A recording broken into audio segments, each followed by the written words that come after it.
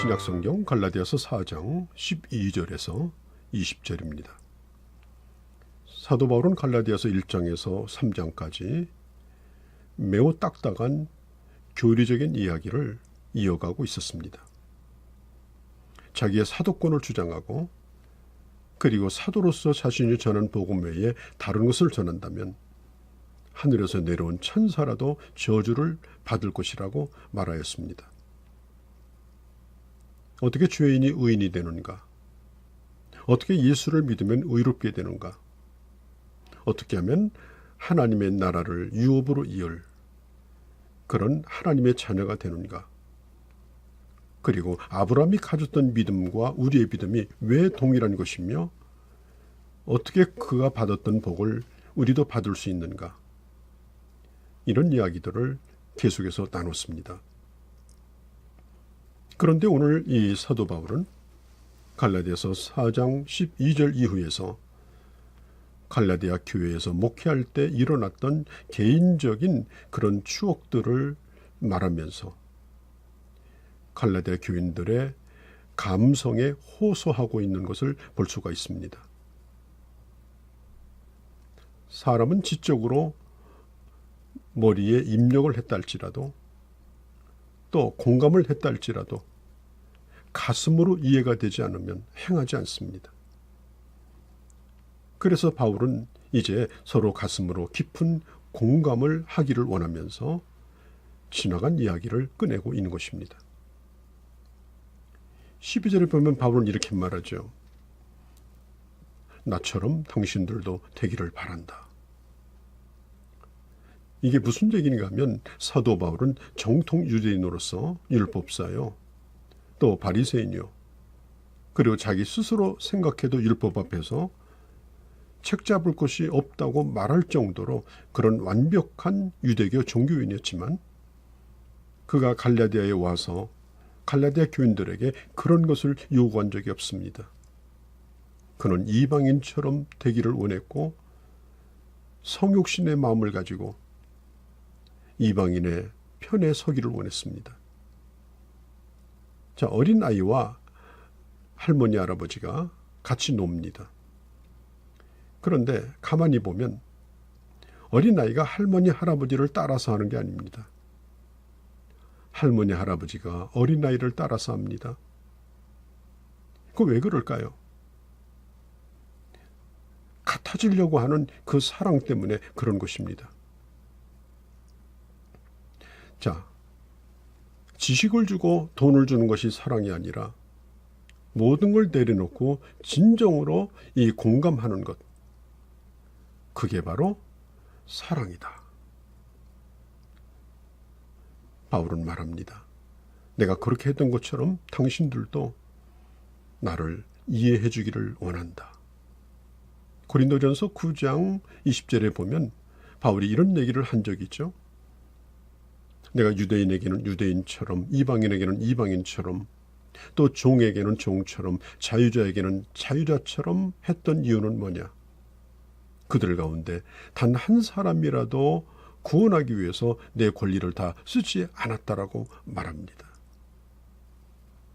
또 오늘 4장 13절을 보면 사도 바울은 이렇게 말하죠. 나는 육체가 연약함으로 말미암아 너희에게 복음을 전할 수가 있었다라고 말합니다.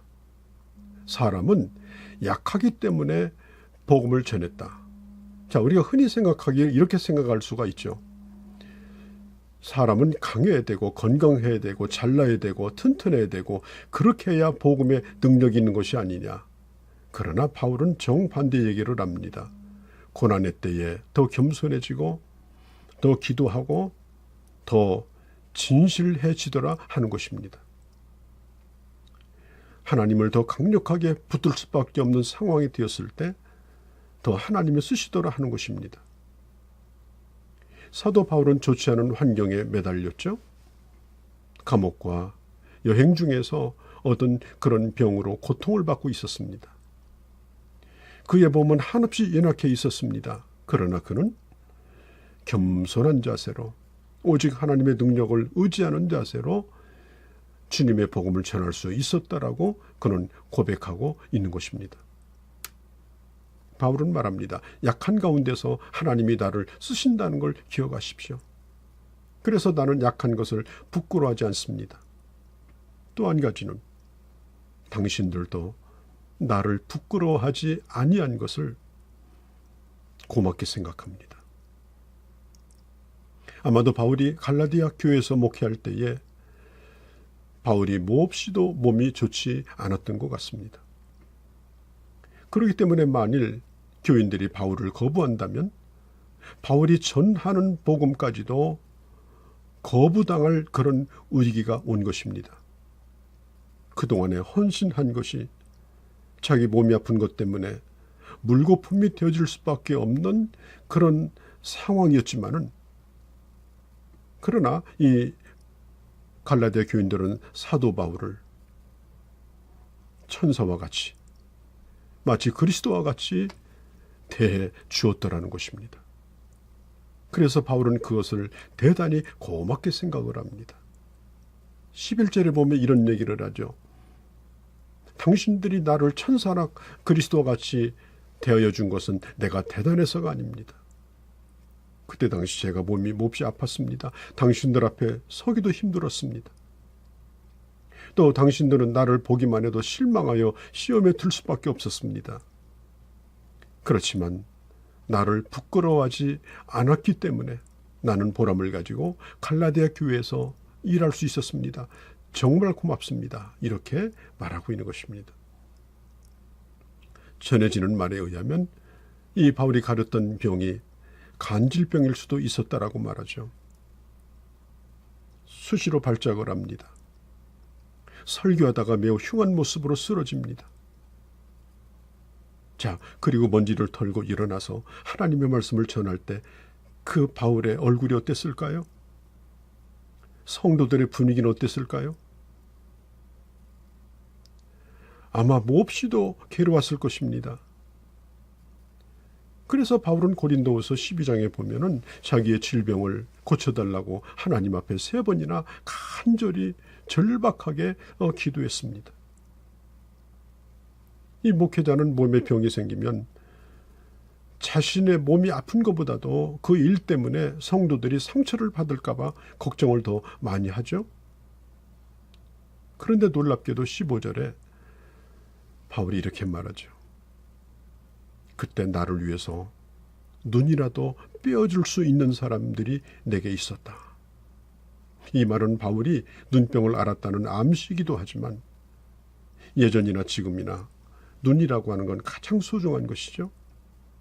바울을 위해서 자기의 가장 소중한 것도 포기하고 희생할 만큼 이 바울을 사랑하고 복음을 사랑했던 그런 성도들이 갈라디아 교회에 있었다라고 그렇게 오늘 회상하고 있는 것입니다.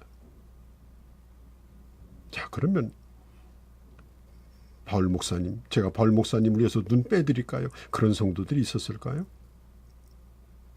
그렇다기보다는 갈라디아 교인들이 그렇게 바울을 사랑하고 있었다는 것을 바울이 믿고 있었고 그 진실을 받아들이고 있었다는 것이죠.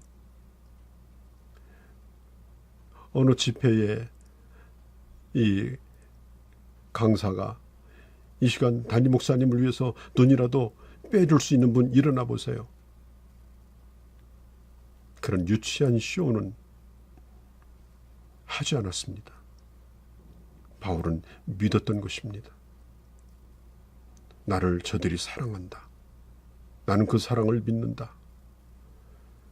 나는 몸이 연약한 가운데도 그래서 오늘 성도들이 그리스도의 형상이 이루기까지 더 그들이 성숙하고 더 하나님의 자녀다워지고 더 하나님의 사람으로 설 수 있다고 하면 이런 몸을 가졌다 할지라도 나는 다시 해산하는 수고를 해서라도 나는 저들을 위해서 희생할 수 있다. 여러분, 지금이야 그렇지만 예전에는 아기를 낳는다라고 하는 것은 어떤 어려운 일이 생길 때 전혀 조치가 안 됩니다. 죽는 길밖에 없습니다.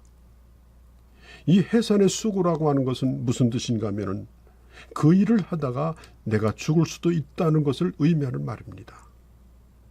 당신들에게 그리스도의 형상이 이루기까지 당신들이 믿음의 사람으로 더 설 수 있는 길이 있다면, 오늘 나도 연약한 가운데 살고 있지만 그러나 내 생명의 풀을 다시 지펴서 당신들을 위해서 다 내어놓을 수 있다라고 그렇게 고백하고 있는 것입니다. 당신들은 나를 위해서 눈이라도 빼줄 수 있지요? 나도 그거 믿어요. 나도 당신들이 믿음으로 사는 길만 있다면 다시 해산의 수고를 할 각오를 가지고 있어요. 이런 목회자와 성도들이 모여있는 그런 아름다운 교회들이 다 되어주시기를 바랍니다.